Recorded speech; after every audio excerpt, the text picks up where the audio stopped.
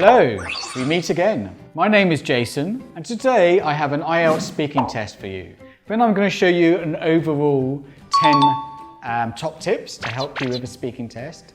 So, the first tip I'm going to give is don't memorize answers. One of the biggest mistakes people make is they write down answers like, tell me about your hometown. There are two problems if you memorize answers. One, you've written it down. Writing something down is not the same as speaking something. Two, if the examiner thinks you're memorizing answers, you won't get points for that answer. So don't memorize answers, but memorize ideas or stories. If you use less common vocabulary, like some more advanced or some idioms, make sure you use it properly and correctly.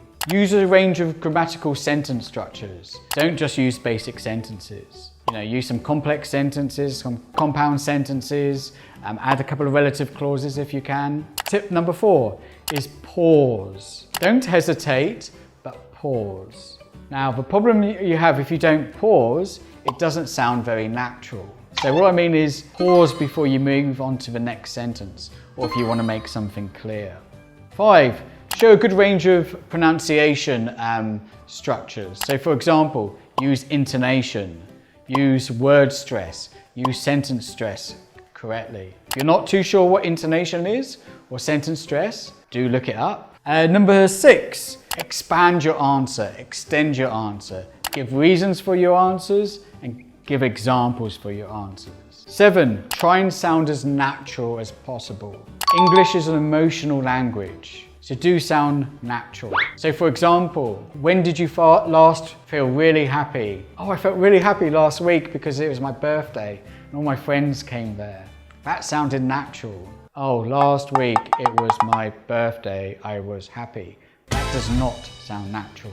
8, use vocabulary that's related to the topic. So for example, if you're talking about hometown, use things like neighborhood, street, parks, accommodation, all those kind of things. Number 9, use linking words and transitional words. So for example, like additionally, for example, and following on from this, because it links well, especially in part 2, that's going to be really beneficial.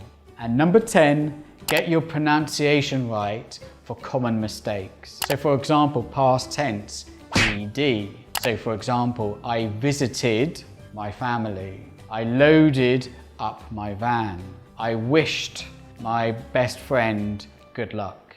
So those are some 10 tips to really help you in the speaking test. Thank you very much and good luck for the speaking test.